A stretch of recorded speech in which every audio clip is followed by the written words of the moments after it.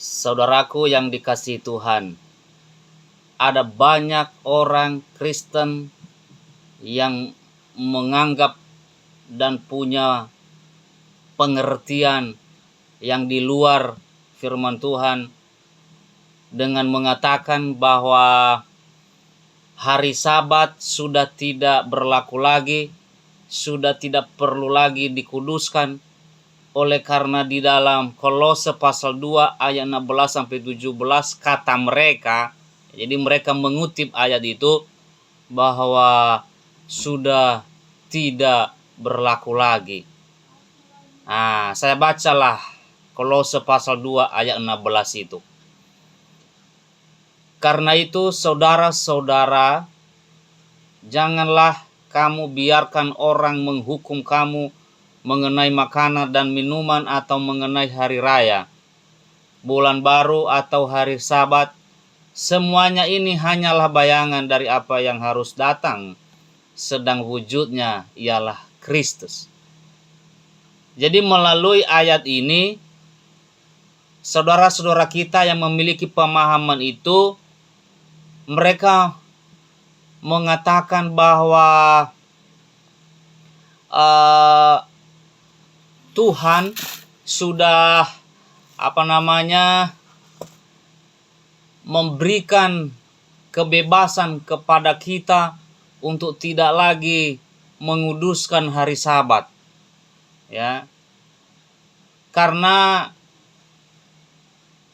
Yesus, ya, kata mereka, sudah mengakhirinya di kayu salib, ya.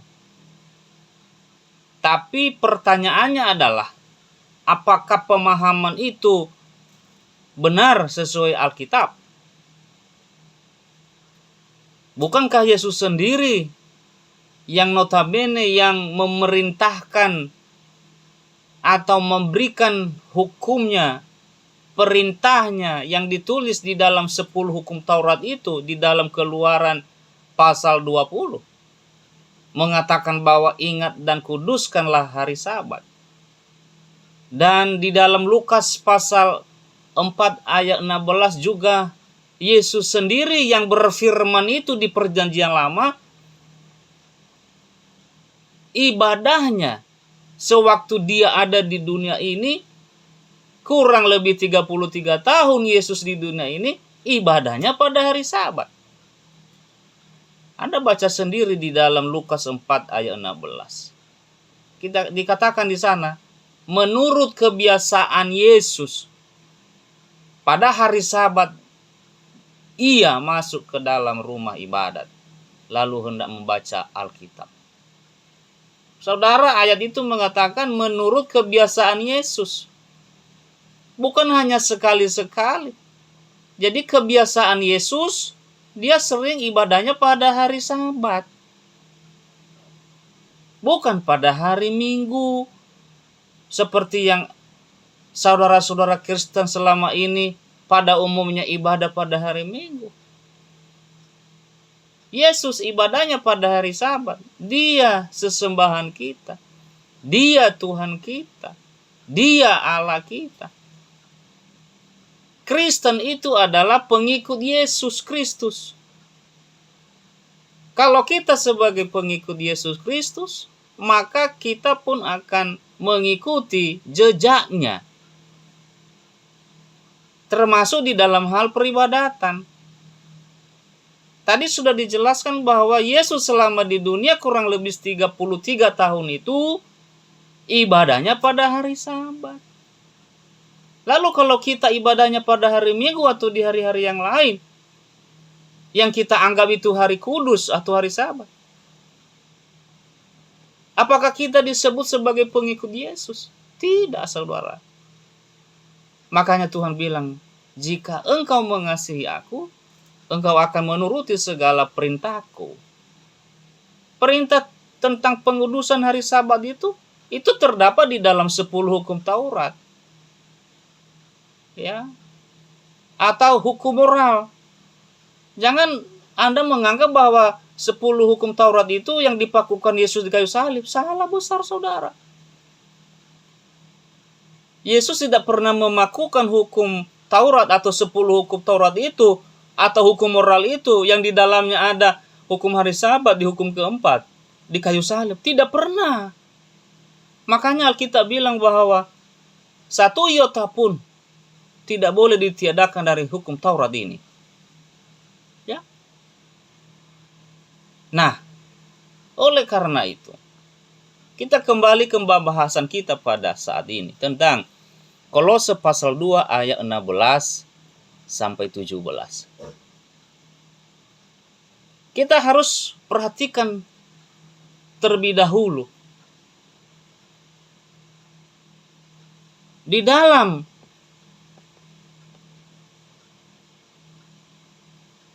Kolose pasal 2 ayat 16 dan 17 ini,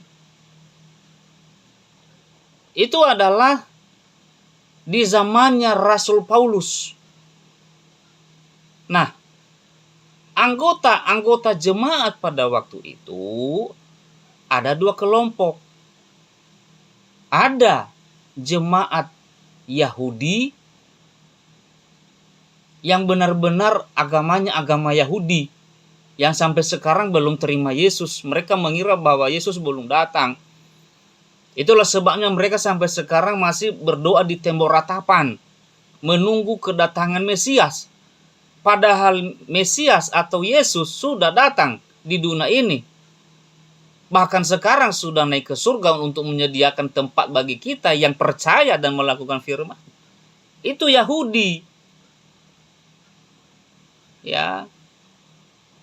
Yahudi atau agama Yahudi, ibadahnya memang hari Sabat, tapi mereka belum menerima Kristus atau Mesias. Ya. Dan yang kedua, saat itu yang ada adalah umat Kristen Yahudi atau ya orang Yahudi yang sudah menjadi Kristen. Kalau yang pertama tadi orang Yahudi yang benar-benar memang agamanya agama Yahudi. Dan sementara kelompok yang kedua, orang Yahudi yang sudah menjadi Kristen, yang sudah percaya kepada Yesus Kristus. Nah, kebiasaan-kebiasaan daripada agama Yahudi atau orang-orang Yahudi yang beragama Yahudi itu, mereka ini memiliki 7 hari raya. Ada 7 hari raya atau hari besar mereka yang mereka lakukan setiap tahun. Nah, ke-7 hari raya itu adalah hari raya Paskah. Bisa dibaca di dalam Imamat pasal 23 ayat 5. Hari raya roti tidak beragi. Imamat pasal 23 ayat 6. Hari raya hulu hasil. Imamat pasal 23 ayat 11. Hari raya Pentakosta, Imamat pasal 23 ayat 15 sampai 16. Hari raya meniup serunai, Imamat pasal 23 ayat 23 sampai 25. Hari raya perdamaian, Imamat pasal 23 ayat 27. Dan hari raya pondok daun, Imamat pasal 23 ayat 34. Nah, saudara-saudara yang dikasihi Tuhan, ke-7 hari raya ini yang dirayakan setiap tahun oleh orang-orang Yahudi yang beragama Yahudi, ya, mereka ini ya merayakannya dengan sungguh-sungguh. Nah, ke-7 hari raya ini mereka merayakan sejak mereka keluar dari perhambaan di Mesir.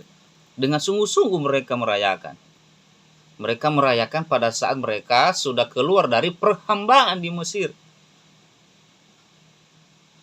Ketika hari raya itu tiba, atau setiap ketika hari raya itu tiba, maka pada hari dan tanggal itu, saudara-saudara, itu mereka anggap sebagai hari pertemuan kudus. Oke. Mereka anggap sebagai hari pertemuan kudus. Imamat pasal 23 ayat 32 sampai 37. Maksud daripada hari pertemuan kudus itu adalah hari Sabat. Sabat artinya perhentian. Dan itu Anda harus ingat,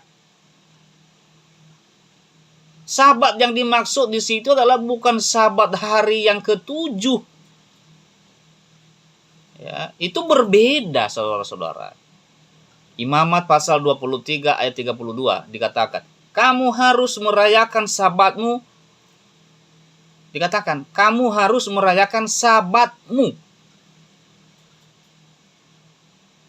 Sabatmu berarti Sabat manusia. Itulah Sabat perayaan tadi yang di dalam 7 perayaan setiap tahun itu. Karena dikatakan tadi setiap mereka melakukan ke-7 perayaan itu, ya, dikatakan mereka ya menganggapnya hari yang atau pertemuan yang kudus.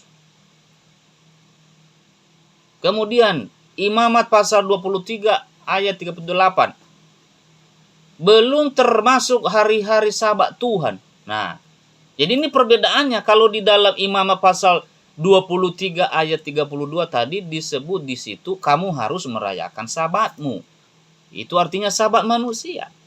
Sementara di dalam Imamat pasal 23 ayat 38 adalah dikatakan belum termasuk hari-hari Sabat Tuhan. Itu artinya hari Sabat hari ke-7 dalam sepekan. Ya. Nah, oleh karena itu, pada setiap hari raya tersebut, ya, mereka membawa persembahan korban.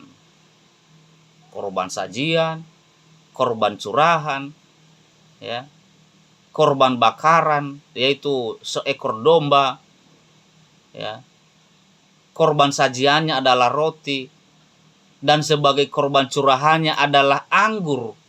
Itu ditulis di dalam Imamat pasal 23 ayat 13, 17 dan 19. Dan pada waktu Yesus mati di kayu salib, semua hari-hari raya itu tadi serta korban bakaran, korban makanan atau korban sajian yang berbentuk roti itu dan korban minuman atau korban curahan yang berbentuk anggur itu tadi, dikatakan bahwa semuanya itu tidak lagi berlaku. Karena itu termasuk di dalam hari raya, perayaan. Itulah bayangan yang dimaksud di situ. Ya. Dengan kematian Yesus di kayu salib, Yesus menghapus semua upacara perayaan tersebut. Itulah yang disebut dengan hukum upacara atau hukum bayangan. Ya. Umat Tuhan yang berada di Kolose, yang sebagian besar dari agama Yahudi, masih ada saudara-saudara yang mempersoalkan mengenai hari-hari raya tersebut. Apakah perlu merayakan ke-7 hari raya itu atau tidak? Tentu orang-orang Yahudi yang masih beragama Yahudi masih merayakan. Sementara orang-orang Yahudi yang sudah masuk Kristen tidak merayakan itu. Karena itu termasuk di dalam hukum bayangan atau hukum upacara. Termasuk di dalamnya hari Sabatmu. Hari Sabat atau Sabat perayaan tadi. Itu berbeda dengan Sabat hari ke-7. Ya. Atau disebut dia Sabat tahunan. Sabat tahunan dengan Sabat mingguan beda. Yang Tuhan tulis itu adalah Sabat mingguan. Itu yang kita sebut hari Sabat, hari ke-7 atau hari Sabtu. Dan itu yang Yesus lakukan ketika dia berada di dunia ini. Menurut kebiasaannya, dia beribadah pada hari Sabat. Ya. Jadi tolong dibedakan supaya jangan gagal faham. Kalau Yesus Kristus beribadah pada hari Sabat, lalu Anda ibadahnya pada hari yang lain seperti hari Minggu, yang Anda anggap itu hari Sabat, itu artinya Anda sedang menolak hukum Allah. Kalau Anda menolak hukum Allah, berarti Anda sedang menolak Yesus yang memiliki hukum itu. Di sisi lain saudara percaya pada Yesus, tapi Anda menolak hukum-hukumnya. Ini bagaimana? Jadi saudara, Kolose pasal 2 ayat 16 dan 17 itu tidak sedang membicarakan untuk meniadakan hukum hari Sabat. Tidak. Jadi supaya Anda tahu, itulah maksud daripada ayat itu. Saya percaya kita semua dapat mengerti dan memahaminya.